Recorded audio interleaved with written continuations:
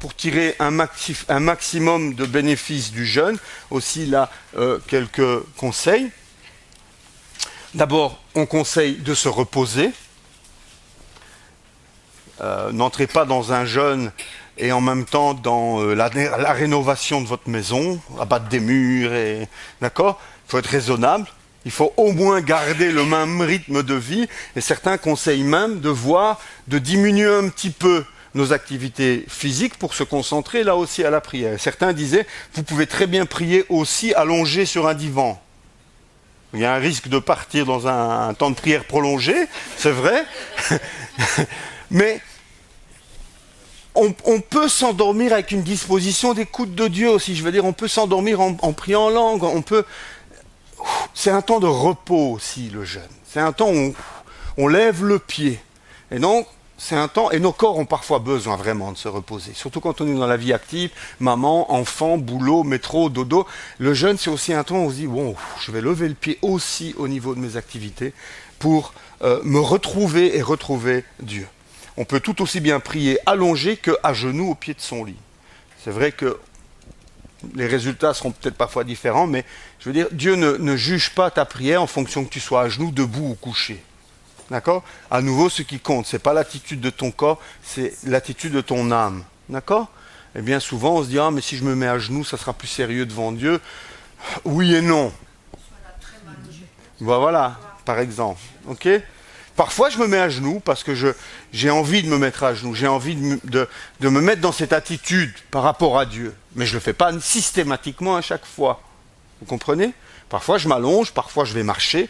Ça aussi, un deuxième conseil qui est important pour bien tirer parti du jeûne, c'est de faire aussi un petit peu d'exercice. Ou en tout cas, au moins de prendre l'air. Ça fait partie du jeûne aussi. Et quelqu'un disait, on prie aussi bien en marchant qu'en étant assis ou en étant à genoux. Et donc, on allie l'utile à l'agréable en partant en balade le long du canal, dans la forêt, et de prendre ce temps à la fois pour s'aérer, à la fois pour faire un petit peu d'exercice physique. La marche, elle est très bonne pour la digestion aussi pendant le temps de jeûne, etc. Et en même temps, vous pouvez prier. Quand tu commences ton jeûne, tu es plein. Hein, et c'est bon d'aider à l'évacuation, parce qu'en fait, comme tu rajoutes rien, ton transit se ralentit. Comprends ? Et donc marcher va aider ton transit et donc tu seras aussi au niveau de ton corps, tu seras pas ballonné, tu te sentiras bien. Donc joindre l'utile à l'agréable, ça peut être intéressant. Donc aller se promener, prier, prendre l'air, etc. Généralement, on peut ressentir des réactions désagréables au 2e ou au 3e jour, ça c'est une moyenne, mais normalement, passé ce cap, on entre dans la période la plus agréable du jeûne, parce que tous ces symptômes sont partis et on se sent mieux spirituellement. Et on commence à vivre aussi des choses différentes, etc. Donc, il faut parfois faire l'effort de passer le cap difficile, des 2 ou 3 jours. Mais ça, pas du jour au lendemain à nouveau, d'accord ? Faites-le pas pour faire un record, faites-le pour bien le faire. Ok ? Et enfin, il faut s'hydrater. Boire beaucoup. Quelqu'un m'a posé des questions, mais qu'est-ce qu'on peut boire ? Est-ce qu'on peut boire de la soupe ? Est-ce qu'on peut mixer son steak, ses frites, la sauce mayonnaise, faire une panade ? Non, d'accord ? Boire, c'est boire de l'eau, normalement.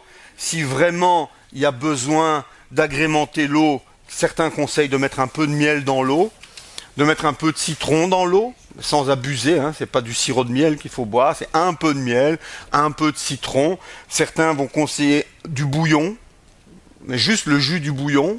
Donc vous savez ce que c'est un bouillon, hein ?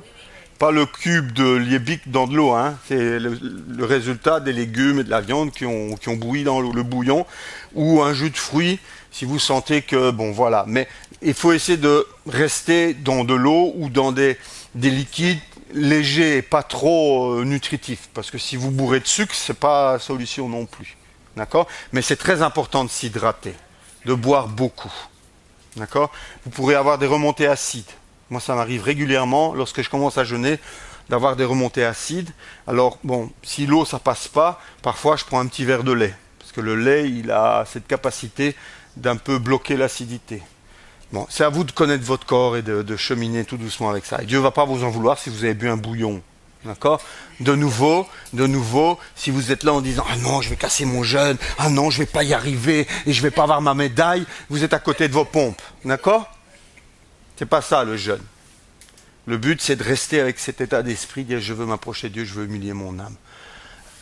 Et c'est pas la fin du monde si tu bois un bouillon ou si tu rajoutes un peu de miel ou du citron dans ton... D'accord? Donc ça, c'est des choses qui sont importantes. Mais de grâce, éliminer le thé et le café pendant le jeûne. D'accord? Bah ouais, c'est pas des aliments très voilà. Donc, alors une tisane, voilà, camomille, des choses comme ça.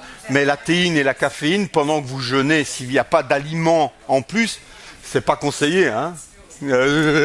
Ça risque d'être un petit peu tendu le jeûne. Ok?